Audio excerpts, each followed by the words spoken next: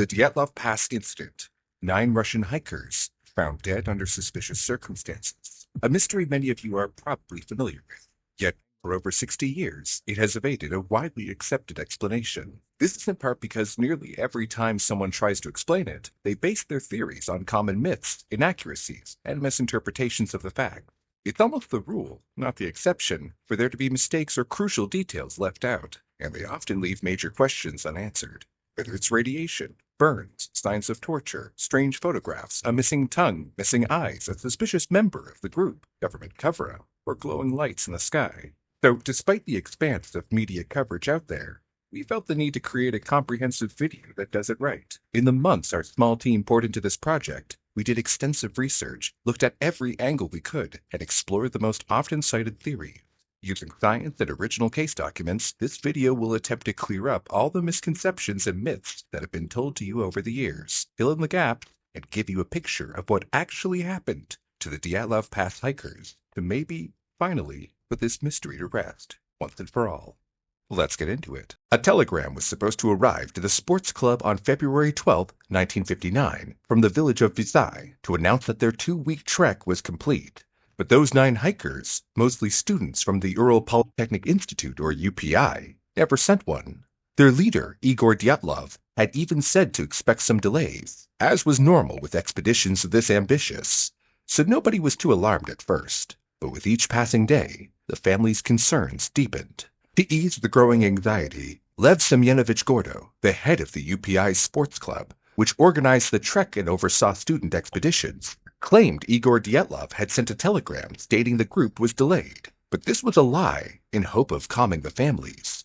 Gordo believed the group would turn up in a few days, no worse for wear. But the parents weren't convinced. Worry evolved into panic. They began pressing officials, eventually filing complaints with the local Communist Party. It worked, and with the threat of bad publicity, the university was finally forced to act. Colonel Georgy Semyonovich Ortukov, head of the UPI's military department, was placed in charge of the search effort. On February 20th, 8 days after the telegram was supposed to be received, the first search party was put together. It was mostly students and teachers, friends of the missing, volunteers who knew how to read a compass and handled themselves in the wild of the Ural Mountains. Military personnel and state officials also joined in. They spent days trudging through whiteout conditions, while making navigational errors and confusing some mountain peaks for others. Eventually, military units joined in, bringing airborne troops, helicopters, and rescue dogs under Captain Chernyshov and Lieutenant Potapov. Even hunters of the local indigenous people, the Mansi, joined the effort, gliding through snowdrifts on skis, navigating the terrain in ways the others simply couldn't. On February 25th, the search party finally located ski tracks that they believed were from Dyatlov's group. The very next day, they finally spotted something on the slope of Kholat Syakhl, their tent, 1,000 feet below the Kholat Syakhl ridge. A quick note for transparency. There's conflicting data on the tent's exact location, given there was no GPS at the time. Using photos and topography data, 3 possible spots have been proposed. Dyatlovpass.com cites an area where 3 independent Russian researchers agree the tent was found in 1959. In 2019, a Russian investigation identified a different location about 370 feet to the north, and a 2021 study gave yet another estimate roughly 720 feet northeast of that, both of which will be talked about later in the video. Since we can't verify that the Dyatlov.com researchers and the 2021 study's method is unclear, this video will use the 2019 investigation's location for our map. Unfortunately, accuracy wasn't a focus for the initial investigation. The student members of the search group weren't experienced investigators, so they started to rummage through the items in the tent, making the tears bigger and overall compromising the integrity of a potential crime scene. They took a flask of alcohol and drank to their fallen friends, making sure to return it. They may have taken a chocolate bar to share amongst themselves, but that's unconfirmed. But we do know a few other items were taken back to the base camp and eventually handed over as evidence. Eventually, Vladimir Ivanovich Tempelov, the local prosecutor in charge of the case, took a look for himself. The tent was stretched on skis and poles stuck in the snow. Its entrance was facing south, and on this side the strings were intact.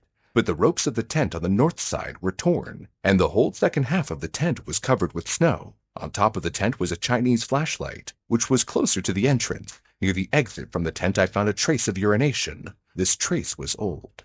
They found various items in the tent: 8 pairs of boots, 9 backpacks, some jackets, food, sliced lard with a knife near it, and a prepared cocoa drink, frozen. There was an ice axe in the snow near the tent. Some items were scattered outside: socks, a jacket, a second flashlight, and a broken piece of ski 65 feet from the tent. Further down, there were footprints. Below the tent, 50 to 60 meters from us on the slope, I found 8 sets of footprints of people that were carefully examined, but they were deformed due to winds and temperature fluctuations. These footprints were heading away from the tent, downhill, toward the tree line. Some prints were obviously barefoot. Others seemed to indicate they only had one boot on. And surprisingly, it didn't look messy, scattered, or spaced out as if running wild. They seemed hurried, yet careful, deliberate, and in single file. No signs of the bodies yet. So they set up camp in the trees to break up the wind from the mountain. The next day, they were told to find another campsite because more people would be coming in, including a canine unit. 2 of the students were out looking for a space to accommodate when they stumbled upon a tall cedar tree. There, they found a fire pit with charred cedar branches, partially covered in snow. The cedar tree's branches were broken all the way up to 16 feet above the ground. On the bark were pieces of human skin and blood, and nearby, a knee sticking out of the snow. Brushing the white powder away, it revealed 2 frozen bodies with little clothing on, side by side. These were the first hikers to be found: Yuri Doroshenko and Georgy Alexeyevich Krivonischenko, just under a mile away from the tent. Yuri Doroshenko was 21 years old, a radio engineering student at Ural Polytechnic Institute. Big guy, strong, known for his fearless attitude. Once reportedly charged a bear with a geologist's hammer. Yes, that level of fearlessness. Someone you would want beside you in a crisis. He was also the tallest of the group, standing at around 5 feet 11 inches, with a sturdy build. But despite all of this, he was very reserved and quiet. He was wearing a torn undershirt, short-sleeved shirt, long underwear with shorts on top, torn socks, and no shoe. One sock on his left foot was burned around the toe. His hands were battered. He had burns on his right temple and hair. His ear, lips, and nose were covered in blood. His skin was discolored, and his fingers and toes looked frostbitten. Right beside Yuri Doroshenko was Georgy Krivonischenko, but he was often referred to by his friends as Yuri or other variations. However, to avoid confusion, we'll refer to him as Georgy. In some ways, the 23-year-old Georgy was the opposite of Yuri, since he was the shortest male in the group and the life of the party. He was the kind who cracked jokes and played mandolin. He kept morale high when the wind howled and the nights turned cruel. But behind the joke was a sharp mind. He studied construction and hydraulic. He was close with Dyatlov and signed on to the expedition without hesitation, not for glory, just for the love of the challenge. He was found dead, wearing a checkered shirt, an undershirt, underpants, trunks, and only one sock. They noticed abrasions on his forehead and chest, scratches up and down his arms, burns on his hands and left pant leg. But there was one particularly disturbing detail. Some of the skin from his own hand was found inside his mouth. The search continued. Some of the Mansi men found another body, about 1,000 feet away from the cedar tree, in the direction of the tent, where the trees were sparse. They found group leader Igor Dyatlov. Igor was a 23-year-old radio engineering student. Smart guy, very methodical. He both built a portable stove and modified the tent that they used on the trip. He even built radios in his spare time. But Igor wasn't just a smart guy with a soldering iron. He was also calm under pressure, disciplined, and had already racked up serious mileage in the wild. He was the type of man who could probably navigate a snowstorm using mathematics and sheer willpower, which is why he was the leader of the group, and why his family name will forever be linked to this tragic and mysterious event. They found him lying flat on his back in the snow, head towards the tent, arms curled tight to his chest, fists clenched like he died mid-brace. He wore an unbuttoned fur vest, layered over a sweater and a long-sleeved shirt, ski pants over his trousers, but no coat, no boots, just a wool sock on one foot, a cotton one on the other. He had on him a pocket knife, a notebook, rope, a ski mask, and some cloves of garlic. Why garlic? It likely wasn't for supernatural reasons, but maybe medicinal, since garlic was sometimes referred to as Russian penicillin. They immediately noticed his face was covered in frostbite, but there were scratches everywhere, on his face, hands, legs. His lips were covered in blood. He was also missing a tooth. but the gums looked healed over. The search continued on that day. Lieutenant Nikolai Mosiev, with his canine dog Alma, stopped at a patch of snow. Alma started pacing and then digging, uncovering the fourth hiker, Zinaida Kolmogorova. She was found near Igor, also facing the direction of the tent, about 2,000 feet from the cedar tree. She was 22 years old, sharp, strong, experienced. She had already completed multiple Category 2 expeditions, 2 of which she had led, and was on her way to earning her certification for a Grade 3, the highest level available at the time. On one expedition, she was bitten by a viper. Despite the pain, she refused to give others the burden of carrying her pack and ignored help. But what made Zina stand out wasn't just her resilience, it was her presence. She had a quiet strength, the kind that held groups together, especially when the cold set in and tempers ran hot. She didn't force positivity, she offered it when it was needed most, a warm spirit in an unforgiving landscape. She was found face down, both of her legs were half bent. Zina was found better dressed than most of the others. A ski jacket with shirt, ski pants with leggings, woolen socks but no boots. On her was 5 rubles and a military-style protective cloth mask. Her face was bloodied, with abrasions on her face and hands. Her knuckles showed signs of impact, and the right side of her body had a significant abrasion too, with blood present. Only 4 of the 9 bodies had been found, but the sun was setting, and the searchers had to stop and set up camp. But as time passed, the deep snow and winds proved too challenging for the dogs to sniff out the bodies, so they needed to resort to probing with metal rods, sticking them into the snow to feel for a buried hiker. 4 days later, on March 2nd, one group found the storage site of the hikers, a cache set up to lighten their load, with extra supplies and gear for the trip back. The next day, the 4 recovered bodies were sent for autopsy. Still no signs of the other 5. The probing continued. 3 days later, on March 5th, between where Igor and Zinaida had been recovered, they found another body buried beneath the snow. Again, head facing towards the tent, face down. It was Rustem Slobodin. Rustem was a 23-year-old, quiet, disciplined radio engineering student with a sharp mind and methodical to a fault. A long-distance runner with a habit of planning everything down to the last detail. He wasn't the loudest in the group, but when it came to endurance, few matched him. His right leg was pulled beneath him, with his right fist to his leg. The snow was melted beneath him, forming an icy bed, indicating he was still warm when he fell. He was found with 1 boot missing. He wore several layers of clothing, including a sweater, ski pants, and fleece-lined underwear. Items found on him included a pocket knife, a few rubles, a pencil, matchbox and comb, and some paper. His watch had stopped at 8:45. There were abrasions on his forehead, nose, hands, and legs. His right temple showed swelling, and there was dried blood near his nose. Both hands and feet showed signs of frostbite. There was a small hemorrhage on the right side of his head. After the first 5 bodies were recovered, the momentum for the search slowed. Students had to get back to classes. Storms and deep snow hindered everything. Some suggested they wait until the snow melted, but eventually the tired and demoralized searchers were replaced with new teams. Days went by, then weeks.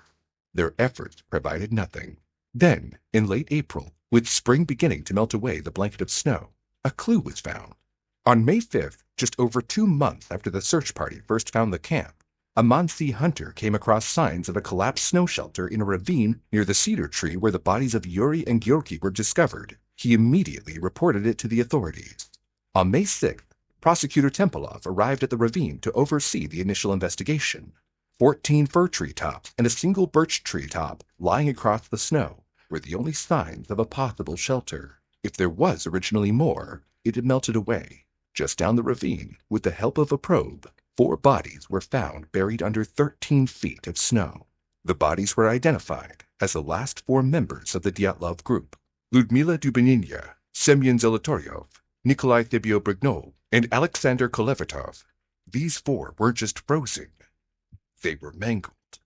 Ludmila Dubinina was the youngest in the group, yet she was known to be among the toughest. A civil engineering student that was sharp, driven, and stubborn in the best way. On a past hike, she took a bullet to the leg by accident and still finished the trek without complaint. She was found in the stream, face first, dressed in layers of torn shirts, 2 sweaters, and even a sleeve wrapped around 1 foot.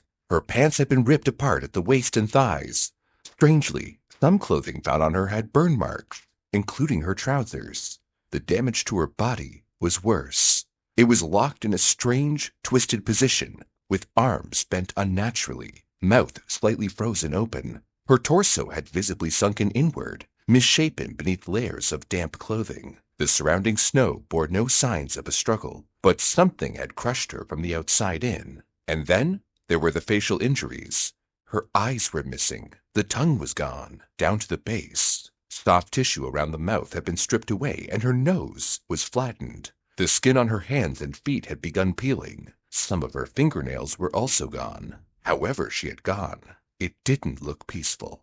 Then there was 23-year-old Nikolai Thibault-Brignol, who was found closest to Ludmilla. With his French-Russian background and easy charm, he stood out among the group, but he had a rough life. His father was imprisoned as part of the Stalinist purge and died in a labor camp, while his brother died in World War II. But despite all of that, Nikolai was known for being reliable and cheerful, and had been on several previous expeditions with Igor. Nikolai's body was found clothed in layers of military-grade winter gear, a green wool cap with 3 holes torn in front, and a fur-lined khaki hat. Underneath, he wore hand-knitted wool socks, some of which had slipped off and crumpled into the soles of his gray felt boots. He had layers underneath, as well as a fur-lined jacket. 2 watches clung to his left wrist, one frozen at 8:14:24, the other at 8:39. In his pockets were gloves, some coins, 2 folded slips of paper, and a comb. He had sunken eyes, macerated skin on the fingers and toes. His nails had also begun to lift, and his skin was discolored. Next to Nikolai was Semyon Zolotaryov. At 38, he was more than a decade older than the rest of the group, and came from a different world entirely. A decorated World War II veteran, he had fought in some of the most brutal Soviet campaigns, and lived through Stalin's purges. A man shaped by conflict. By 1959, he was a certified ski instructor working with a tourism organization in the Caucasus region, and on paper, he had the credentials for the expedition. But he was the odd one out, for several reasons. Unlike the others, Semyon looked ready to survive. 2 hats, a scarf, layered sweaters, a fur-lined coat, handmade boots, and a compass in his pocket, along with coins and even a newspaper scrap. Plus, he had a camera around his neck. And then there was a notebook. Vladimir Ashkenazy, one of the searchers, said Soviet Colonel Georgy Ortyakov took one look at it and muttered, "He's written nothing." Then he pocketed it. Just like that, the notebook was never seen again. Semyon also had a gash on his head, clean to the bone, and the skin around his left eye was peeled away. His eyes were missing, just like Ludmilla. His skin showed discoloration, like the others. Alexander Kolovatov, the furthest from Ludmilla, was found holding Semyon, either placed that way or they were huddled together for warmth. He was 24 and studied nuclear physics. He worked at a classified research lab in Moscow, the kind of Cold War facility where secrecy wasn't optional but mandatory. Calm, focused, and notoriously private, Alexander didn't scare easy. His body was found wearing several layers of clothing, 2 sweaters, a checkered shirt, ski pants, and a tattered ski jacket, one sleeve burned, the other elbow torn. His feet were wrapped in mismatched socks, some of them singed. In his pocket, a key which was likely for the group's storage back at the university, 2 packages of pills, codeine and sodium bicarbonate, as well as paper and a safety pin. His face lacked soft tissue around his eyes, and his skull was exposed, but there was no immediate sign of wounds. Laying it all out, we start to see a possible picture, but a vague one at that. The tent was ripped, gear still there. They mostly fled without shoes, without supplies, and they split into 3 groups, 2 around the fire, 3 heading back towards the tent, and 4 further into the forest to build a shelter. Many had strange wounds. It left a lot of questions for the investigators, and many theories were starting to percolate, which is why they needed to find out what the autopsies had revealed. But more curiously, some of their organs and clothes were sent for radiological tests. But before we get into all of that, to investigate this properly, we should first determine why they were out there in the first place, and see if it reveals any clues. It was Igor Dyatlov who organized this trip in early 1959. This was an expedition to earn their Grade 3 hiking certification, which was the highest at the time in the Soviet Union. Igor picked a solid team with the following qualities: smart, strong, and experienced. Most of them were fellow students, friends, basically people he trusted, and who trusted him. 11 was the number of the group for the initial planned expedition, 9 men and 2 women. Originally, they were all students or grads from the Ural Polytechnical Institute in Sverdlovsk. engineers, radio technicians, physics majors. But 2 of the men dropped out, leaving them with only 9. That's when Semyon Zolotaryov came into the picture. As a gruff, tattooed World War II veteran, 38 years old and definitely the odd man out, he joined the Dyatlov group at the very last minute. None of them really knew him that well, and he wasn't a graduate of UPI. Semyon had originally planned to head north with another group led by student hiker Sergei Sogrin. It was also to earn his grade 3 hiking certification. But this route was a tougher, longer route into the subpolar Urals, so when the group's timetable didn't match his, Sogrin introduced him to Igor instead. At least, that's the story. As for the group's goal of this challenging endeavor, a 190-mile ski trek through the northern Urals, a long mountain range that runs mostly through Russia. It was a remote, frozen, and dangerous mission. To qualify for grade 3, hikers had to demonstrate advanced survival skills, navigation, and endurance through extremely difficult conditions. The route had to be approved by the local hiking committee. Their destination was Mount Otorten, a peak whose name was often mistranslated to "Don't Go There" by modern Western books, blogs, and documentaries, all to add to the ominous mystery of this tragedy. In truth, Mount Otorten, in the local Mansi language, actually translates to the Windy Mountain. They departed from Sverdlovsk by train on January 23, 1959, and reached Serov the next day. At the train station, Georgy, the life of the party, started to sing while panhandling to get some money for candy. The police detained him, but luckily only gave him a warning. Not long after, on the train, a drunk accused them of stealing. The police were called again, but nothing came of it. It's 2 small moments, often overlooked, but now, in hindsight, it feels like the first ripples of a disaster. They made their way to Ivdel, then Vizhai, took a truck to a logging settlement, and then went by skis in a horse-drawn sled for their equipment to an abandoned geological site with around 25 houses.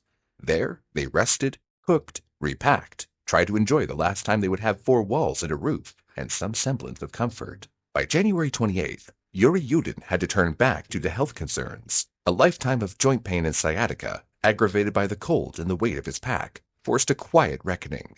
But what looked like a disheartening setback for Yuri at the time turned out to be a blessing in disguise. Yudin would become the only survivor of the Dyatlov group, but he would forever live with survivor's guilt. After Yuri Yudin left, that's when the expedition truly began.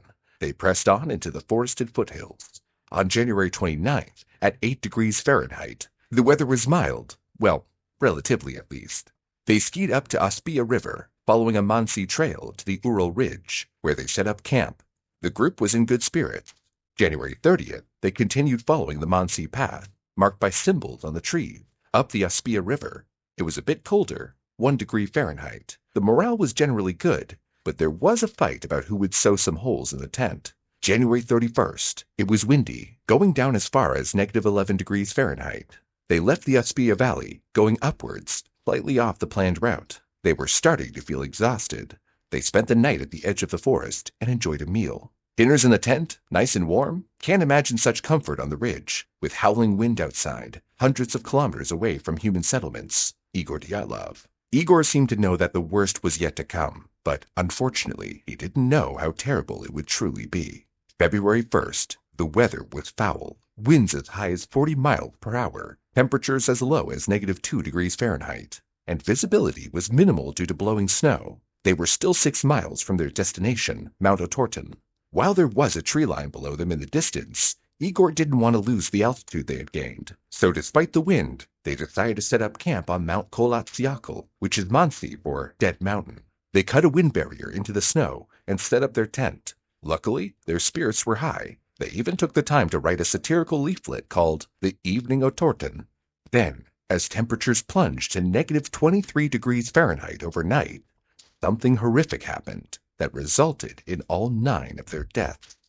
Now that we know why they went on the hike, let's get into the nitty-gritty of what the autopsies revealed. In some ways, it answered some questions, but it also raised more disturbing ones.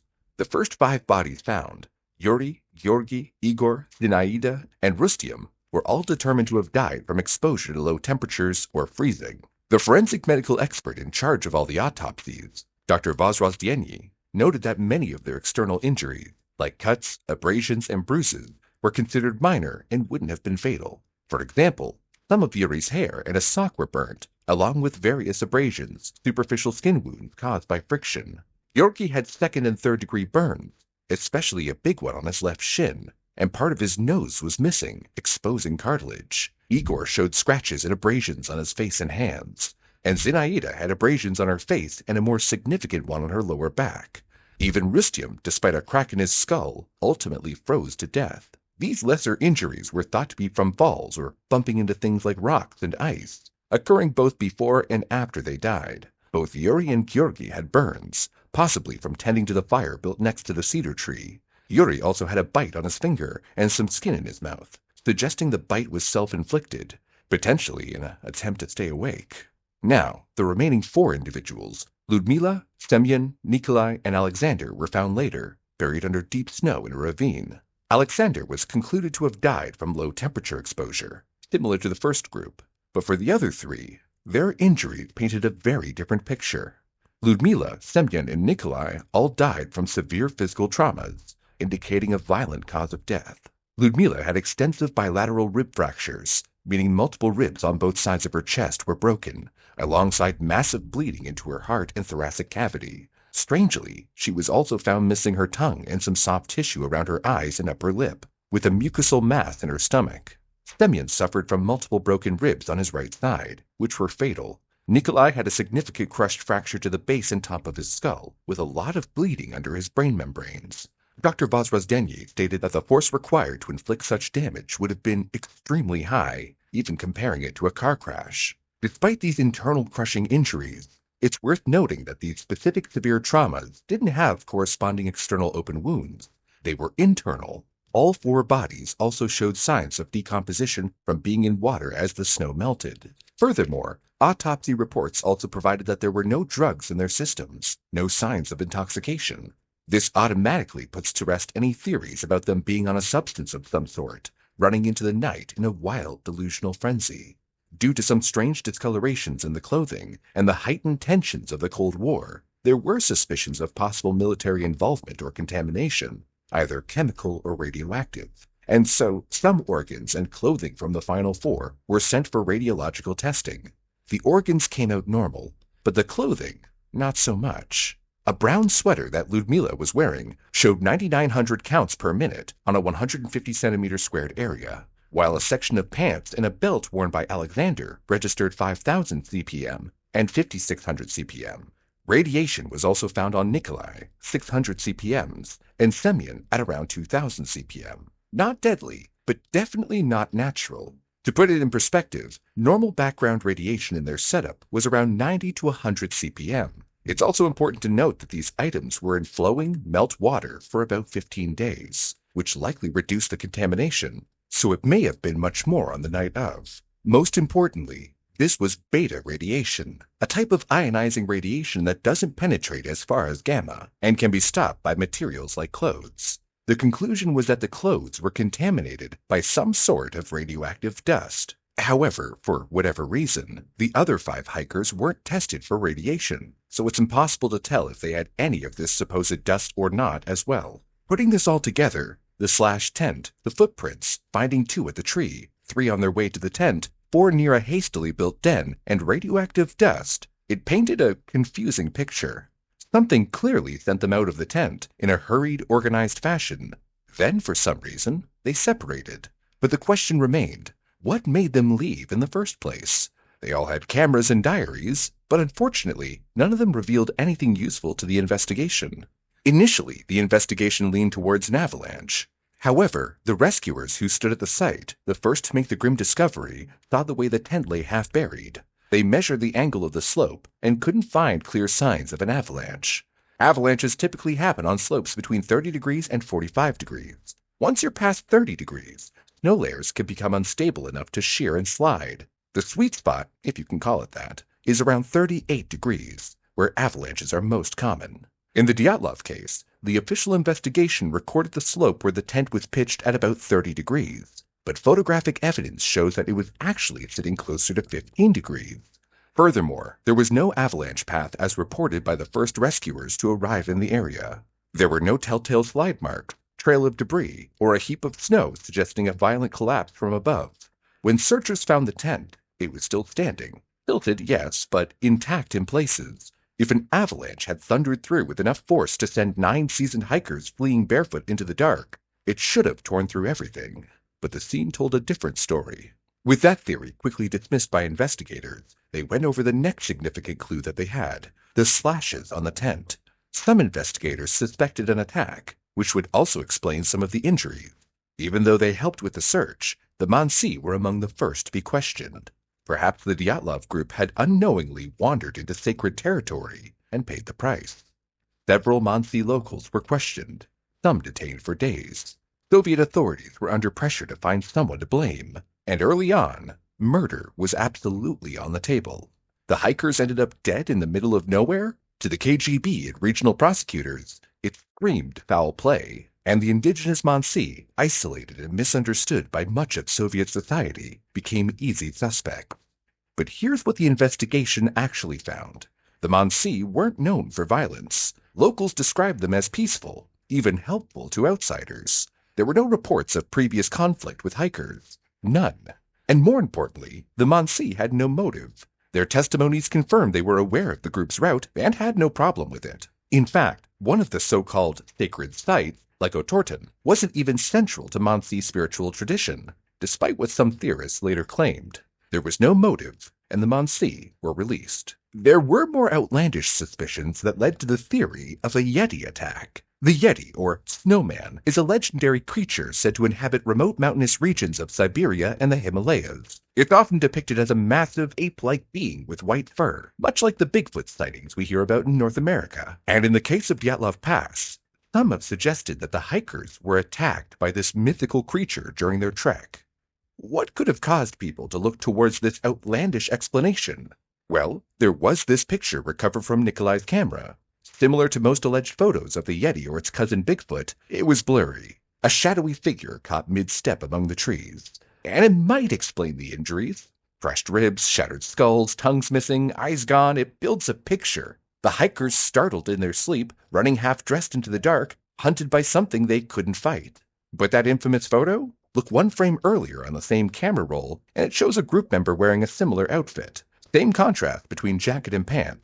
Same silhouette. The creature looks more like a friend caught at a distance than a beast of legend. Okay, so maybe Yeti is a bit too preposterous. But let's lean more towards claws than conspiracy. A bear maybe, wolves, or a wolverine slashing into the tent. Something territorial, fast, and mean enough to send even seasoned hikers into a blind panic. These animals are native to the Urals, and may have slashed into the tent, sending them in a frenzy, where they were chased down and killed. But the problem with all of these attack theories is that we know they didn't run away. They were hurried, perhaps, but the footprints showed a bit of organization, some level of calm, and many of them died of hypothermia, not injuries. On top of that, maybe the slashes on the tent were being looked at all wrong. The investigation changed when a seamstress came to mend one of the investigators' uniforms at the local police station in Ivdel. There, the Dyatlov expedition tent was hung up for close examination. The seamstress took a look at the tent, ran her hand along one of the slashes, and noted what the investigators had not. The cuts were made from the inside, not from the outside. A forensic lab in Sverdlovsk, led by Genrietta Cherkina, confirmed it formally after analyzing the fabric. Only after that did investigators consider that the hikers had slashed their own shelter before stepping into the storm, which further muddled the case rather than providing answers. That single moment, the hands-on insight from a seamstress, changed the direction of the entire investigation, because the chances that this was an attack became far less likely, unless the hikers cut themselves out of the tent to escape an attack, which seemed more far-fetched. Now that it was proven that the tent was slashed open from within, investigators tried to understand why all of the hikers fled barefoot, half-dressed, into the pitch-black cold. Whatever happened, it struck fast and left the hikers in a situation wherein they could not afford to stay and think about what to do next. But conflict wasn't entirely off the table. Internal conflict was also looked at as a possibility. Could a fight among the group have gotten out of hand? The hikers were young, tight-knit, and had spent weeks in isolation, buried under routine and rising tension. Diaries recovered from the expedition hinted at frictions. One intrigue noted that Georgi had taken issue with sleeping arrangements. Nobody wants to sleep by the stove. We agree that Georgi will sleep there. Georgi could not stand the heat and, after lying down for 1 to 2 minutes, got up and went to the second section cursing and accusing us of treason. After that, they kept arguing about something for a long time, but in the end, everything was quiet. Then there were the rumors about a love triangle. Some said Zina Kolmogorova and Yuri Doroshenko had a history. Others believed Rustem Slobodin had feelings for her. A subtle shift in affection, a perceived betrayal. It wouldn't take much. One wrong word, one flare of jealousy. So maybe a fight broke out inside the tent, that it spiraled out of control. Someone ran in, and others chased. That was when panic took over. The result, chaos in the cold darkness. However, these are mere speculations, as no mention of any romantic feelings towards any of the other hikers can be found in Zina's diaries and journals. As for Georgi's outburst, it is unclear whether this was a serious one or merely out of jest. Georgi is known to be quite light-hearted, and not one to be easily swayed towards anger or even violence. Take a closer look at the wording. Accusing us of treason. It sounds more like a light-hearted jab than the spark of a serious conflict. In the end, there's no real proof of this, only speculation, and it hardly explains why they never returned to the tent. But what about that stove in their tent? Investigators began to wonder. Was it an accidental fire from the inside? Zina's diary revealed a small accident on the previous night, with little details. Burned mittens, too, and Georgi's quilted jacket. He cursed a lot. And there were 2 pictures from Georgi's camera, where Rustem, for laughs, wore this quilted jacket. The burns looked to be significant. Were they wet and put close to the fire and caught sparks? Or was it caused by stray sparks from the stove in the tent? The collapsible stove, made by Igor Dyatlov, wasn't your typical camp stove. It was compact, efficient, and welded from sheet metal, and it was designed to be disassembled. A pipe vented smoke through a hole in the canvas. Simple, but clever. Just enough to keep the cold from sinking into the bone, and have a few warm meals. Some have suggested that it could have malfunctioned, sending sparks or causing smoke to fill the tent and forcing the group to flee. It would also explain some of the burns on the hikers. But before we jump to conclusions, let's dig deeper. There were no burns on the tent, not a single scorch mark. There's also some conflicting info out there. Some say the stove was packed away, while others swear it was full of wood. But the official documents are clear about this. The stove was found in its case. It wasn't set up and wasn't used, and the chimney pipes were inside. In addition, rescuers noted finding food in the tent, all of it uncooked. And when investigators arrived, they found the tent's stovepipe flap completely shut. Given the strong winds of the mountain and chance of smoke being blown back into the tent, this made perfect sense. And like that, the flames of this theory were snuffed. With the investigation almost dead in the water and people looking for answers, something unexpected gave credence to new wild theories, which could help explain the injuries and even the radiation. It was reports of lights in the sky. Soldiers stationed nearby, hikers on distant slopes, and even members of the Mansi community spoke of glowing orbs in the sky around the time of the search. Bright, spherical, and silent, drifting overhead in the night sky. One sighting came on February 17th. A military serviceman, A. Savkin, on his morning watch, saw a ball of bright white light at around 6:40 a.m. moving north, hovering for 8 to 10 minutes, just days after the group was believed to have died. Another witness report stated that at 6:50 that morning, meteorologist Tokareva saw what she described as a moving star with a tail. Then it expanded, turned into a large ball faintly covered in haze. By 7:05, it had faded from view. No sound or impact, it just vanished. Another report followed on March 31st, during the ongoing search operations. Rescuers said they saw orange lights hanging over Kholat Syakhl, the very mountain where the bodies had been recovered. Reports described a bright ring-shaped light moving above Kholat Syakhl. Inside that ring, a small point of light appeared, like a star, then broke off and dropped behind a nearby ridge. Lead investigator Lev Ivanov didn't dismiss them. He logged the witness statements, and later, when the case had already been sealed, he said, "I suspected at the time, and am almost sure now, that these bright flying spheres had a direct connection to the group's death." It was a bold thing to admit, especially in 1959 Soviet Union, where official narratives were tightly controlled. He claimed he had been pressured to abandon any mention of the lights and to replace them with a safer explanation, one that didn't point up. And what did he think they were?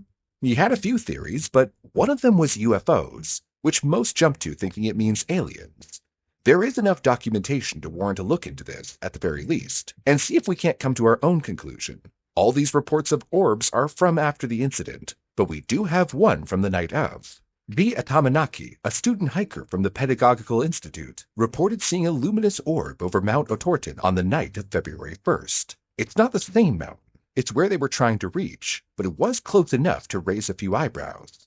Supporters of the UFO theory point to the unusual injuries on some of the bodies, like the massive internal trauma without external wounds, and the hikers fleeing their tent in such a panic, half-dressed, in freezing weather. The idea is that they were either scared off by a sudden aerial phenomenon, or attacked by little green men armed with phasers, which UFO enthusiasts connect to the radiation found on the hikers. Combine that with the lights in the sky, and you've got yourself a recipe for alien conspiracy. But there is possible evidence of some sort of energy weapon being fired, at least according to one report. Near the cedar tree, investigators noted unusual marks on the trunks of a few young pines. However, in contradiction to some second-hand interpretations of the original reports, these weren't blast-scorched or charred black, but they were clearly burned. Prosecutor Lev Ivanov in 1990, decades after the case had gone cold, gave a rare public account of what he saw during the May 1959 return to Dyatlov Pass. He described burn marks on a few young trees, singed bark, surface-level damage. He noted the burns were not in concentric form, which he took to mean they weren't caused by a normal explosion.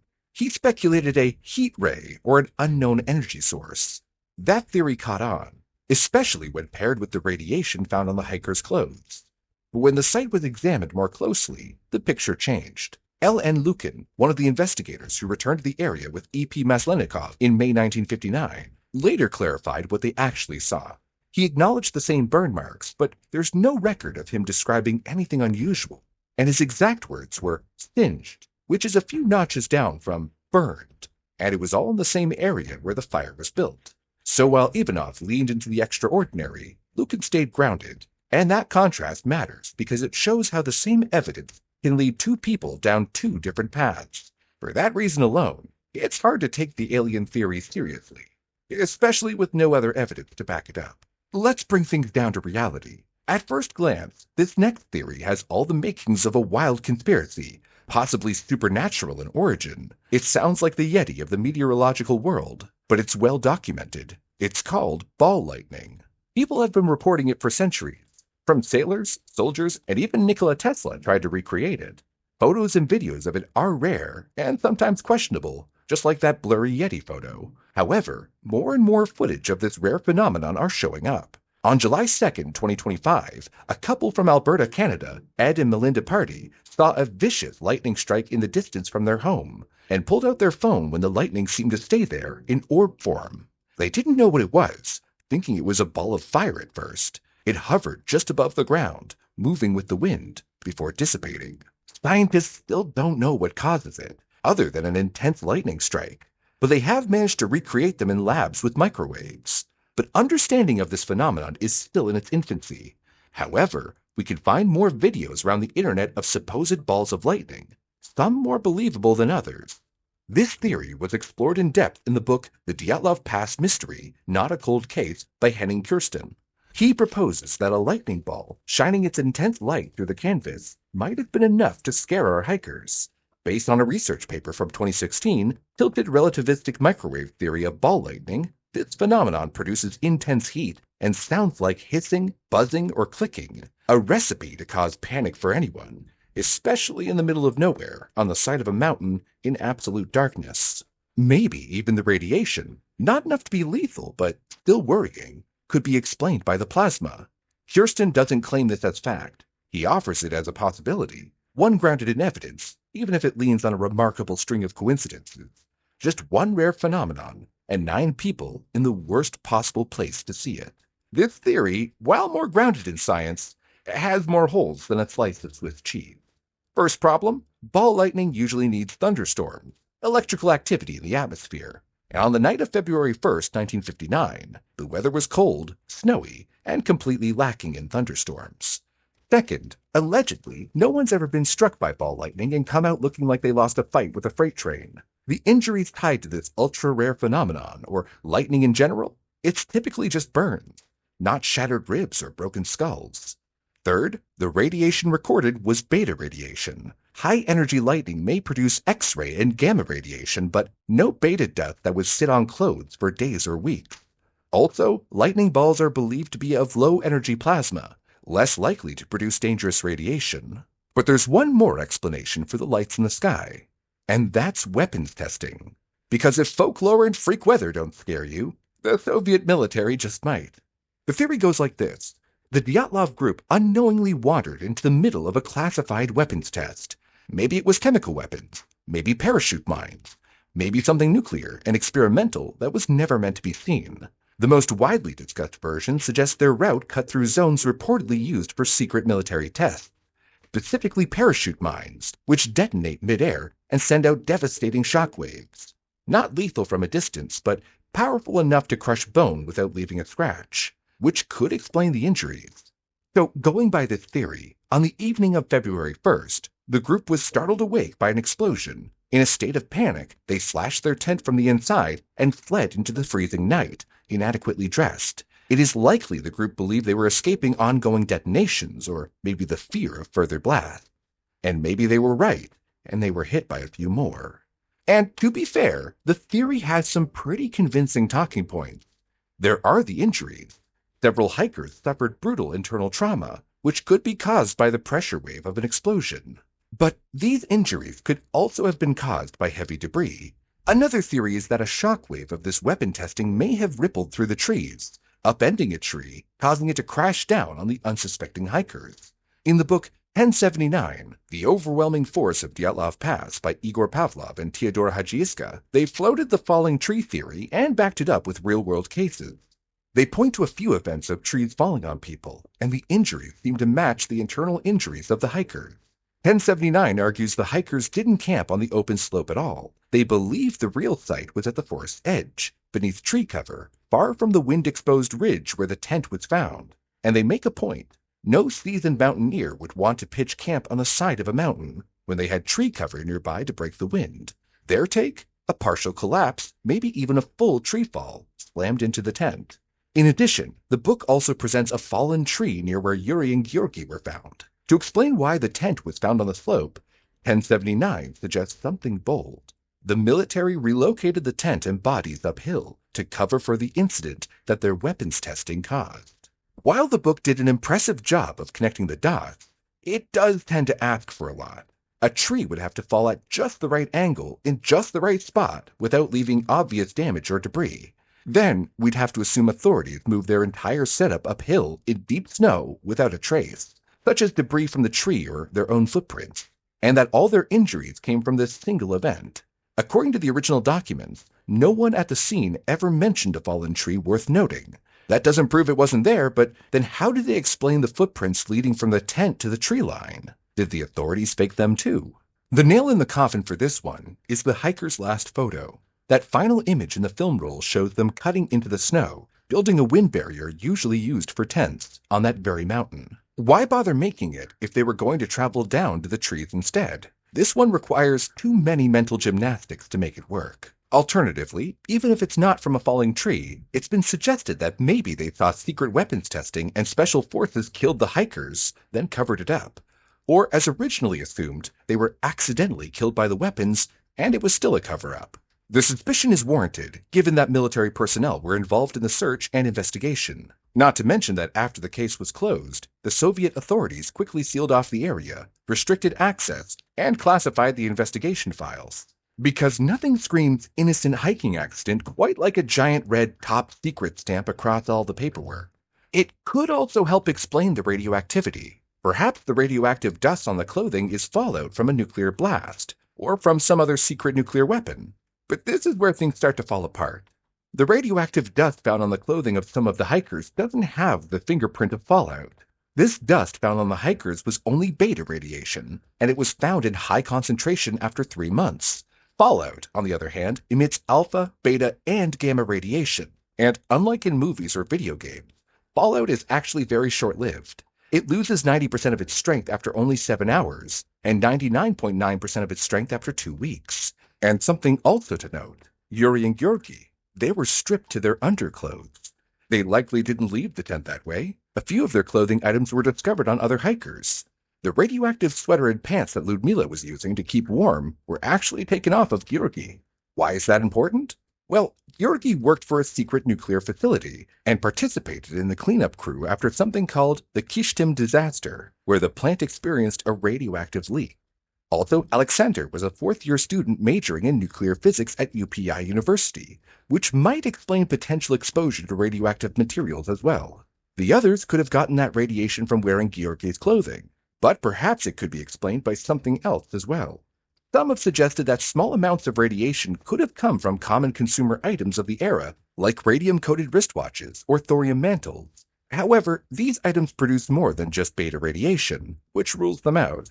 But there is a more natural explanation. Radon daughters. The Ural Mountains sit on uranium-rich bedrock, and so they could naturally give off radon gas all the time.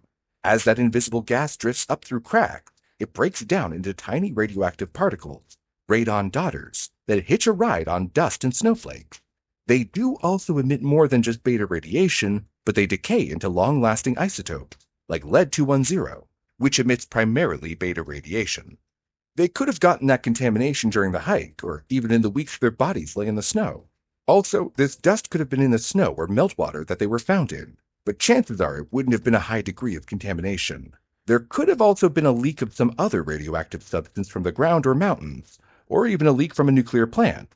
It's all just speculation, but the chances that this is work-related, or possibly also from a natural source, is far more likely than weapons testing. And then there's the matter of the blast, or rather, the lack of one.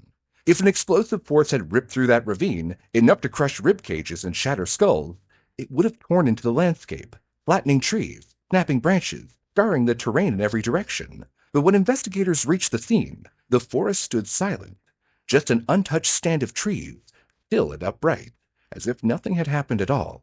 The injuries themselves also didn't quite match what you'd expect from a blast event. Explosions caused massive burns, more than what was found, ripped flesh and even embedded shrapnel. But you might be asking yourself, what about those glowing lights everyone saw? Well, they were real, and they were most likely Soviet missile tests. But based on Soviet missile test documents at the time, they weren't anywhere near the hikers. The Dyatlov group met their end somewhere deep in the northern Ural Mountains, cold, remote, middle-of-nowhere terrain. But the Soviet R-7 missile tests that were being conducted around this timeline were happening at the Baikonur and Plesetsk ranges. The missiles fired left-eastward, toward the Kamchatka Peninsula. Could a missile from that far away really be responsible? Not likely. The R-7's test path wasn't anywhere near the Ural. Basically, the missiles were close enough to be seen streaking across the sky like a moving star with a tail, as one report described it. If it were moving towards or away from the observer, it might look like it was hovering above the mountain, but still way too far to be causing any significant explosion or damage anywhere near Dyatlov Pass, which explains why witnesses didn't hear anything when the lights would expand, or rather explode. And finally, what about the government's lockdown of the area? While shady on the surface, this wasn't particularly unusual for the Soviet Union, especially during the Cold War era. Whenever there was an accident, especially one involving death in a remote or sensitive region, it was common practice to close off the zone for sanitary reasons. In other words, they didn't want more people poking around. With the Soviet Union, that silence wasn't always about public safety. More often than not, it was about keeping up appearances on the international stage. And in 1959, with the Cold War breathing down everyone's neck, the last thing the USSR wanted was the world seeing a disaster it couldn't explain.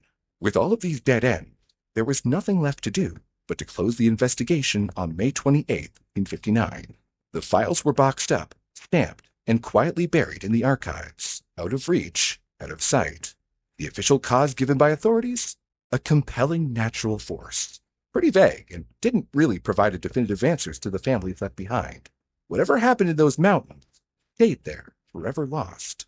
That is where the story of the ill-fated Dyatlov group ended for some time. Months turned to years, years to decades, until it became just another whisper in the wind on a frigid night. Then, December 26, 1991, the Soviet Union fell, and the secretive veil of the Iron Curtain along with it. With the collapse of the regime came a wave of declassification. old secrets started leaking to the public, and the Dyatlov files were among them. Now, every interested investigator, journalist, and families finally got their hands on the original photographic negatives, and the hikers' diaries followed soon after. What had once been kept under lock and key was now, at last, in the open. The Dyatlov Pass Incident was ripe for new eyes to pick apart the details, and sleuths around the world were definitely chomping at the bit. In 2000, families and friends of the ill-fated group launched the Dyatlov Group Memorial Foundation, operated by Yuri Kuncevic, a friend of Igor Dyatlov. The mission that they set forth was transparency and research surrounding the incident. Several notable books have also emerged from this mysterious incident, each attempting to offer possible explanations for the tragedy. The first one that really dug deep into the case and brought attention to the public, especially in the Western world, was Dead Mountain, the untold true story of the Dyatlov Pass Incident by Donnie Eichar. What made Eikar's book stand out was how it blended academic research with solid storytelling. It also introduced a new theory, one we'll cover a bit later in this video. The same year Eikar's book came out, another notable addition to the Dyatlov Pass saga was released, the 2013 found-footage horror film, Devil's Path, also known as the Dyatlov Pass Incident. Directed by Rennie Harlin, the purely fictional film borrows the style of the Blair Witch Project and sets it against the chilling backdrop of the Dyatlov mystery. While entirely factually incorrect, it introduced the case to a new generation, helping reignite interest. Documentaries, books, articles, podcasts, subreddits, websites, forums, YouTube videos like this one, media of all kinds launched this mystery into the public eye. And with it came its own various theories, new and old. One of them surrounds Semyon Zolotaryov. While the much older member had a very good reason for being there, some suggest he was planted there, which might help explain a few things. First, why was he one of the most well-dressed, with boots, even a compass? Why did he have a film camera on him that wasn't logged into his personal inventory? Why were those photos, when developed, conveniently murky, sometimes only showing bright spots? And why did Soviet Colonel Georgy Ortyukov take a notebook off of Semyon, claim it was empty, pocket it, only for it to never be seen again? The book The Dyatlov Pass Incident by Alexei Rakitin, which is actually a pseudonym for a group of people, published in 2012, explores the idea that Semyon, along with Alexander and Georgy, because of the nuclear backgrounds, were all KGB agents. Their mission was supposedly a secret from the other members, and they were supposed to deliver radioactive contaminated clothes to CIA agents, posing as other hikers, as proof of a secret Soviet nuclear facility, when there wasn't any, all to throw off the CIA. The CIA figured out the deception, killed the group, then covered it up. And then in return, the Soviet Union did their own cover-up. It's a hard pill to swallow and, like other theories, requires a lot of mental gymnastics to make it work. Not to mention, why would the KGB involve innocent civilians, which would increase the risk of discovery and danger? Plus, Semyon isn't the shadowy figure most make him out to be. He had a good reason for being there, as he was an instructor who wanted to get the certification to help increase his client base. As for why he was so well dressed, well, it's not unheard of for hikers to stay clothed when sleeping to help keep warm. But another possibility exists.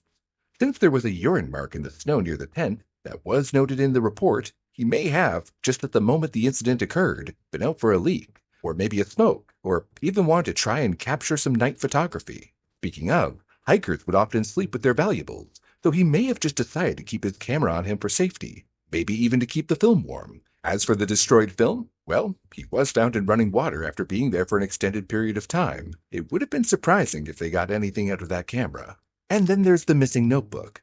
That one is hard to explain, but this whole investigation looked to be messy from the start, and one piece of evidence that wasn't submitted could just be an error. It's an interesting and disturbing theory, but not really in the realm of possibilities. This is a great example of how facts are frequently distorted or even misinterpreted to fit someone's narrative. The internet is fertile ground for misinformation, which can spread rapidly, whether deliberately or by accident, and it's surprisingly easy to be convinced by a catchy headline or viral post. That's why, rather than accepting everything at face value, pause and verify, consult reputable sources, and remember that most facts need context to hold up. One of the most common pieces of misinformation perpetuated through other videos and podcasts is that Lyudmila Dubanina's tongue was cut out or removed, and her stomach was full of blood that she swallowed while dying. This implies a deliberate act of violence, like soldiers or the KGB torturing her, but the autopsy never said her tongue was cut out. It recorded her tongue and parts of her face as missing, not removed. Ludmila was found face down in a creek.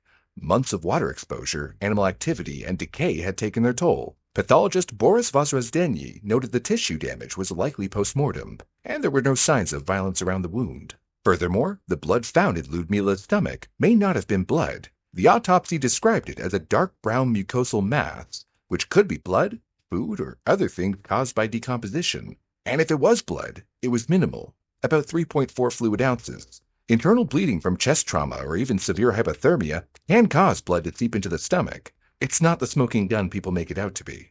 This goes for the others that had missing skin or even eyes. Decomposition in nearby animals explain this away easily. Old theories also started to become new again. Some still believe the group was attacked, further pointing to bruises on hands or ribs as signs of a struggle. Take Rustem Slobodin. According to some people on the internet, even the often referenced website Dyatlovpass.com, he had bruises on his knuckles. That might look like defensive wounds, as if he got into a fight, but if you read the autopsy report, it doesn't specifically state this at all. The soft tissue of the surface of the back and palms of the hands are brown-purple in color. It doesn't give any indication that it's the knuckles, likely just an interpretation of the facts to fit someone's theory. He also had a fractured skull and signs of repeated falls. Investigators concluded he likely stumbled multiple times while trying to get back to the tent in sub-zero cold. There were no skin tears, no indications of hand-to-hand combat. The bruises likely were from terrain, not defensive wounds. The same for Zinaida. Some claim she had a baton-shaped bruise on the side of her torso. But again, if you read the autopsy report, it states, on the surface of the area of the lower back on the right side of the abdomen, there is a graze wound of bright red color in the form of a strip size 26 by 6 centimeters. A graze is not a bruise, and could be caused by a wide variety of things. And then there's the fact that several hikers were found partially undressed, with clothes scattered between the trees. To some theorists, it looks like madness, while to others, something violent, maybe even supernatural. Some say it could be explained by a well-documented symptom of hypothermia. As the body's temperature drops, nerve signals begin to misfire. Victims may feel an intense burning sensation and start removing their clothes. It's known as paradoxical undressing, and it's common in cases of extreme cold. However, in this case, it was neither madness nor paradoxical undressing. The near-naked state of Yuri and Georgi can be explained by another factor: survival. As mentioned, some of their clothing was later found worn by other members of the group, suggesting the garments were removed after Yuri and Georgi had already succumbed to the cold, so the rest might survive longer. And then there's radiation. Radiation is complex, so it's understandable that most don't fully grasp it, which is why the radiation contamination often leads to several, sometimes hard-to-believe theories. As we have discussed, there is a lot of nuance to it, and you can't simply state they were radioactive and use that to come to a conclusion, such as weapons testing. The missing tongue, the bruises, the radiation, the clothing, the cuts, each in one way or another, have been twisted by years of repetition and speculation, a game of broken telephone. But when you go back to the original files, when you read what the investigators actually recorded, the story is still tragic, still horrifying, but more grounded, albeit still difficult to explain. The truth may lie in the mountain itself, and the brutal, dangerous conditions they faced. When you set up a tent in the open, especially on the side of a mountain, winds can be intense. Donnie Igar's book, Dead Mountain, The Untold True Story of the Dyatlov Pass Incident, one of the most comprehensive books on the incident, claims winds may have been the cause of the tragedy, but not in the way you might expect. He claims that winds have caused a unique phenomenon known as infrasound. The theory is that the winds hit the mountain in a very specific way, causing vortices that produced powerful low-frequency sound waves that the hikers could feel but couldn't hear. It caused them to feel anxiety, dread, even fear, sending them in a panic where they left the tent, went to the trees, and died one by one. It is easy to be skeptical of this, but there is one study that proves infrasound can trigger intense feelings. In a 2003 study, concertgoers were exposed to 17 Hz tones hidden in live music. They couldn't hear it, but over 1 in 5 reported sudden unease such as chills, sorrow, and anxiety, with no clue why. But they all felt something different, some even claiming a divine experience. So if the hikers experienced these sounds, only a few of them would have felt any effect at all. And what they felt could have been different with each member, which doesn't explain why they all evacuated. So while infrasound is a real thing and it may have caused some of them to feel panic, maybe it's a stretch to think this is the cause of the tragedy. But intense mountain winds may still explain what happened to them. That's what Richard Holmgren, an archaeologist and founder of ArcDoc, a firm specializing in archaeological excavations and research publications, believes. Exactly 60 years after the incident, in late March 2019, he and his team retraced the Dyatlov group's route and came up with a more scientific explanation. They stayed at the former sites of the expedition and experienced winds and frigid temperatures that froze their food, zippers, and stiffened their clothing. The winds dropped the temperature to as low as negative 58 degrees Fahrenheit. It reminded him of another tragedy that happened almost exactly 19 years after the Dyatlov incident. In February of 1978, 9 skiers were trekking through the Inaris Mountains in Sweden, terrain similar to the Ural Mountains. As the winds picked up, they dug a trench into the snow and tried to create a roof, but their hands were so numb they couldn't set it up. They ended up leaving the shelter, but unlike Dyatlov Pass, one of the 9 survived, picked up by 2 members of the mountain rescue team. He was able to tell the story, a story that, according to Richard Holmgren, mirrors Dyatlov Pass. If we look at the last photo of the Dyatlov Pass hikers, where they're digging into the snow, the winds are blowing quite fiercely, but still manageable. He surmises that winds on the mountain, which are always unpredictable, might have plummeted temperatures to as low as negative 76 degrees Fahrenheit overnight. He believes that not only was it the cold that led to their ends, but a type of intense meteorological event called katabatic winds that could have forced the Dyatlov hikers to evacuate their tent in a panic. Katabatic winds occur when cold air, typically at higher altitudes, starts to fall and replace the warmer air below. It slides down mountain slopes, gathering speed as it descends. These hurricane-like winds can reach speeds of over 60 miles per hour. So Richard Holmgren and his team believed that the hikers were battered by these winds, and it collapsed their tent. They cut themselves out, as hikers of the time were taught to do, covered the tent in snow to keep it from flying away, and descended to the trees to escape the winds. And with the deadly cold, they all eventually perished. He claims the internal crushing injuries most likely came post-mortem, when the den that was built collapsed over time onto the frozen bodies. While this is a practical and sound theory with a comparable event, not everyone is convinced, at least not the Russian government. It wasn't just the everyday sleuth or even archaeological expert that wanted this mystery solved. The Dyatlov Foundation, independent researchers, and even some relatives of the victims were calling for clarity. There was mounting criticism over how the 1959 investigation had been handled, especially regarding missing documentation, unclear cause of death classifications, and how quickly the case had been closed. In early 2019, Russia's Prosecutor General's office ordered a fact-finding audit. Deputy Regional Prosecutor Andrei Kiryakov took the lead, organizing a winter expedition to Dyatlov Pass. Kiryakov imposed strict parameters from day one. Human foul play was off the table. The team would test only natural explanations, whatever they might turn out to be, because once you've looked at all the other theories, as we've just done, there's not much left. The evidence points to something natural. Like Richard Holmgren's expedition, investigators made their way back to Dyatlov Pass to trace the terrain itself. They studied the slope angles, wind patterns, and the way snow settled on the terrain, trying to understand the events that unfolded decades ago. They also got access to all the old files. Experts conducted 9 different examinations, including a medical and psychological examination, a forensic medical examination, and analyzing the original photographs for the exact location of the tent. With that information, they put together an accurate 3-dimensional map. Once the investigation was done, they came to the conclusion that it was an avalanche. But not just any type, a slab avalanche. This is when a solid sheet of snow breaks off in one spot and slides down almost in place, instead of the huge, fanning wall of powder you might think of. They believe this forced them out of the tent. According to their examination of the microclimate, they believe the temperature went as low as negative 49 degrees Fahrenheit overnight, and they died of hypothermia. While not as cold as Richard Holmgren's predicted negative 76 degrees Fahrenheit, but I think we can all agree it's not a temperature you want to be stuck outside with. Still, many were skeptical, either because they've been strong believers of human involvement in the disaster, or because they didn't believe a slab avalanche could create those injuries. Many also questioned if a slab avalanche could even occur at those angles. This is where a 2021 study published in Communications, Earth and Environment helped to clear things up. In the paper by Dr. Johann Gaume, a snow mechanics researcher, and Professor Alexander Putzran, a geotechnical engineer, used snow modeling techniques to test this slab avalanche theory. Spoiler, katabatic winds are still at fault, but only a piece of the puzzle this time.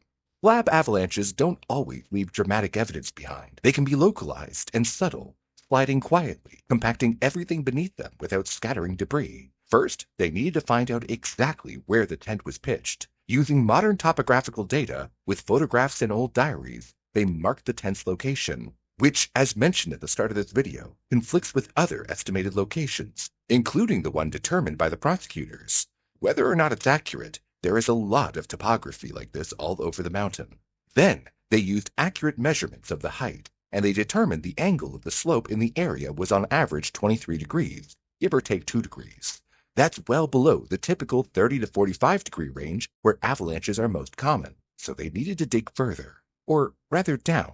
They realized that an average wasn't good enough. They noticed where the hikers cut into the snow, it seemed to dip steeper before leveling out again. So with this new realization, they determined that underneath the snow, it was actually closer to 28 degrees.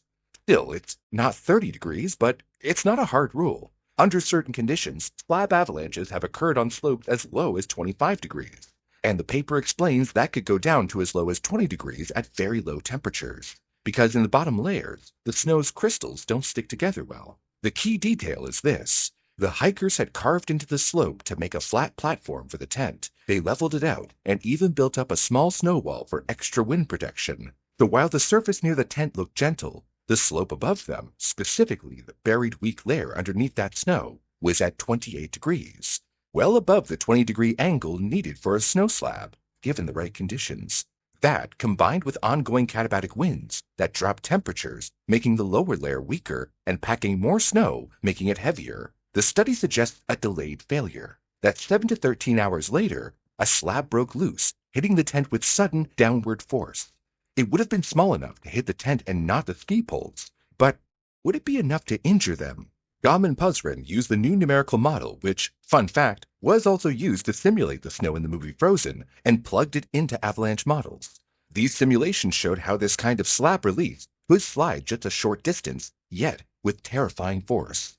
The key was that the hikers had placed down their skis to create a hard surface to place the tent onto. Though even without traveling far, the force of the snow against the hard surface of the skis had enough power to crush the tent and inflict serious injuries, like broken ribs and skull fractures, without sweeping away all their belongings, as they show in this video of the simulation. Despite their explanations, people were still skeptical. Many pointed out that the region isn't known for avalanches. So that's why, after the paper was published, Gom and Puzrin, along with their colleagues, made 3 expeditions to Dyatlov Pass.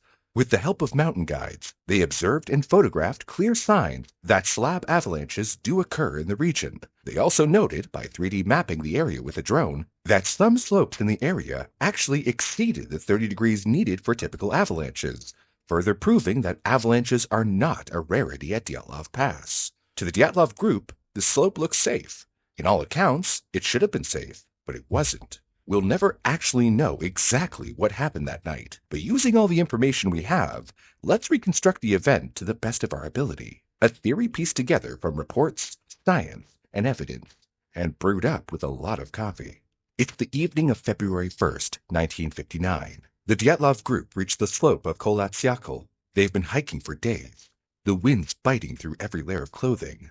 Tired, exhausted, but with spirits high, they decided not to lose the altitude they had gained. Also, it was an opportunity to practice camping on a mountain slope as part of their training. That exact spot was selected because it was the calmest area, situated in a wind shadow, where wind speeds were hopefully less than on the rest of the slope, and the snow on the top layer looked, to the eye, to be less than 30 degrees, what they believed was the cutoff for avalanches. And so, they dug into the snow, building a platform and snow wall. They laid down skis, set up their tent, and got settled in. They decided to not use the stove that night. While protected from the winds, they knew smoke would simply be blown back into the tent. They ate a cold meal, bundled up, and settled in. The plan? Rest, regroup, keep going at dawn. The sun fell, and so did the temperature. The air at the top of the mountain got frigid, and gravity pulled it down, speeding up along the way. Snow got carried by this wind, and when it reached the wind barrier above their tent, that snow was deposited, bit by bit, hour by hour. It got heavier, and the snow got colder. Inside the tent, the group was sleeping, some stirring from the intense winds and cold. Semyon Zolotaryov woke up because nature called. He got dressed, put his boots on, relieved himself just outside. He had his camera on him because hikers would often sleep with their valuables. He went back in, prepared a cup of cold cocoa, and cut some meat to snack on while the winds howled. Meanwhile, the weight on the snow above their tent kept adding up, and the pressure quietly built beneath the surface. As the stress increased, that weak layer below the snow eventually cracked and broke free. A massive slab of snow broke loose, crashing down onto the tent.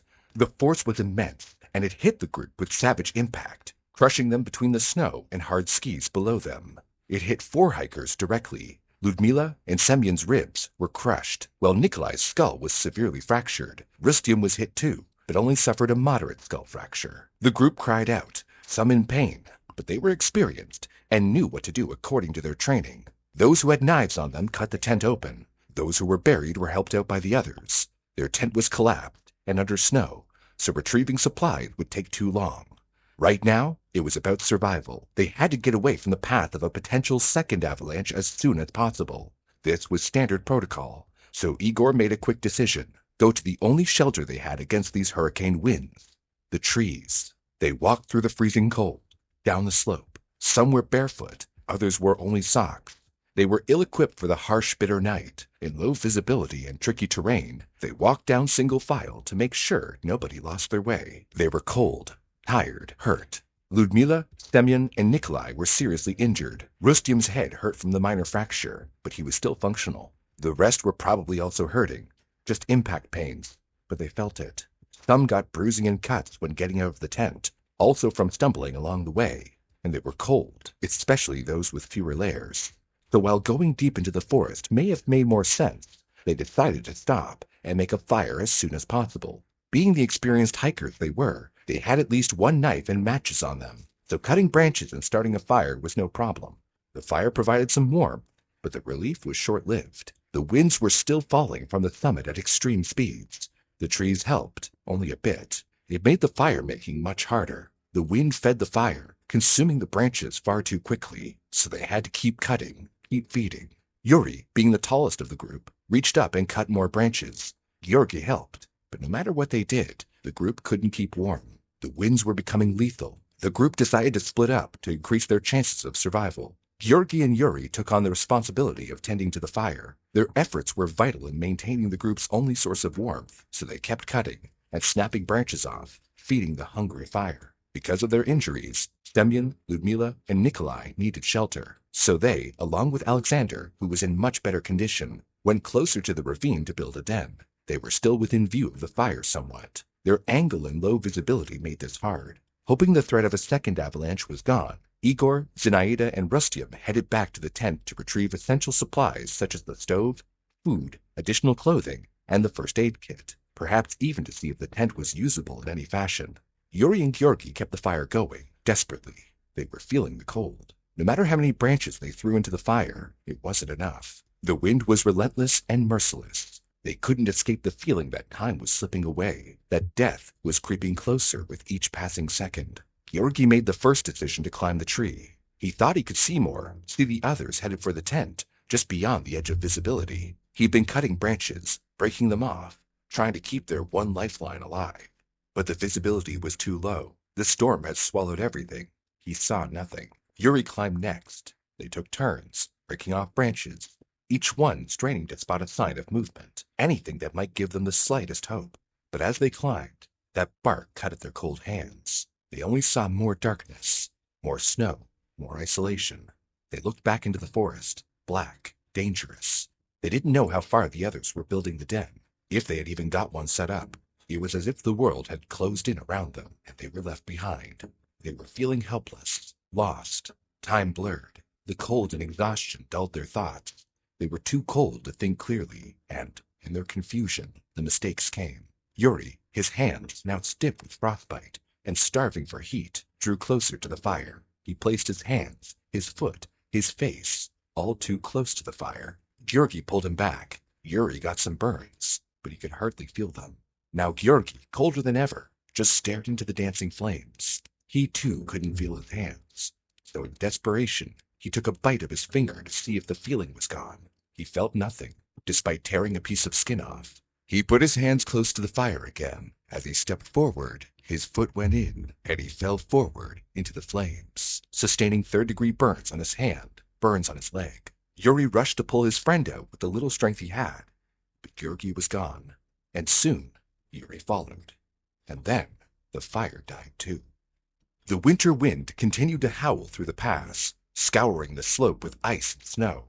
Zinaida, Rustem, and Igor tried to head for the tent, but they began to stray away from each other, not by choice. Staggering in the dark, disoriented, exhausted, they couldn't see the person in front or back. They couldn't hear them, but they pushed forward, believing this may be the only thing to save their group. They tripped and fell, cuts and bruises everywhere. The snow sucked up their body heat like a sponge. The painful cold went away, nerves stopped firing, hands and feet went first. Then, rationality. The deep snow was relentless, and their bodies started to shut down. They slowed, climbed. Igor, ahead of the group, looked back to see if the other two were following, but he collapsed onto his back and closed his eyes. Rustem and Zinaida didn't see where Igor had fallen, nor did they see each other. They walked past him, still driven. Soon, Rustem fell unconscious, the last of his warmth melting the snow beneath him. Zinaida made it further, before she too fell, hitting her side on something hard. She clawed at the snow, her frostbitten hands tearing against ice and rock. She dragged herself, scraping more of her skin. But then, her eyes closed, and she too was gone. There were four, deeper in the woods, trying to survive. Ludmila was the worst off. Her ribs were broken, and her heart was bleeding. She was likely sitting somewhere, in and out of consciousness, as the others tried to hurriedly build the shelter, pulling fir branches from nearby trees. Semyon with his broken ribs and Nikolai with his fractured skull were struggling to help. Alexander, with no major injuries, likely built most of the shelter. At some point, as he walked through the forest, didn't see the fire in the distance, so he made his way back to check, only to find Yuri and Georgi on the floor. He laid their bodies out, side by side, respectfully, before making a decision to take some of their clothes. It was survival. He brought back the clothes to the others, and gave Ludmila a sweater and pants they wrapped around her legs, the clothes contaminated with radiation, in hopes the warmth would help her wake up. They didn't know she was bleeding on the inside. Branches were arranged across the snow to form a raised floor, anything to stay off the ice-packed ground. Snow walls went up around it, compacted and reinforced to block the biting wind. But as they rested, huddled in that snow den, they hoped the three who went to the tent made it and would bring back supplies, something to keep them warm and alive. But nobody came. Ludmila never woke up. Then Semyon and Nikolai also closed their eyes, succumbing to their injuries. Alexander huddled with them until he closed his eyes too, falling victim to the cold. Time passed. The bodies of the three heading to the tent were in sparse forest, and so they were buried under layers of snow. The two under the cedar tree were hit by weaker winds. The snow covered them, but to a lesser extent. As snow built up at the ravine, the den collapsed at some point, hiding them in buried snow. Igor, Zinaida, Rustem, Yuri, and Georgi were found first. Those of the dead were so buried, it's no surprise they weren't found until the snow melted. As spring came, water and melting snow pushed the bodies of Ludmila, Semyon, Nikolai, and Alexander down the ravine. Their bodies decomposed faster because of the running water and scavengers, which is why Ludmila, who was found in the water face first, was found in such a horrific way. Then they were finally found, and the mystery began. The Dyatlov Pass Incident has defied a single, simple answer for over 60 years. But the theory of a slab avalanche, with its sudden force and destructive power, provides an unsettling clarity as to why the hikers slashed their tent and walked into the freezing night. It explains the traumatic injuries, broken bones, and internal wounds that seemed so out of place. Many of the details we used to fill in the gap that night may be completely wrong. For example, some suspect those in the den got their injuries when the den collapsed, either before or after they died, rather than the avalanche itself. It's possible, and truth is, we'll never know for sure. But hopefully this video helped clear up the many misconceptions and put to bed some of the most common, improbable theories out there. In the end, the most grounded theories often offer the least satisfaction. But sometimes, the truth isn't just tragic, it's terrifyingly banal, grounded in nature's cold and merciless but, ultimately, impersonal power. These were people, caught in something that was beyond their control, fighting for survival against a compelling natural force that, in the end, proved too much to conquer.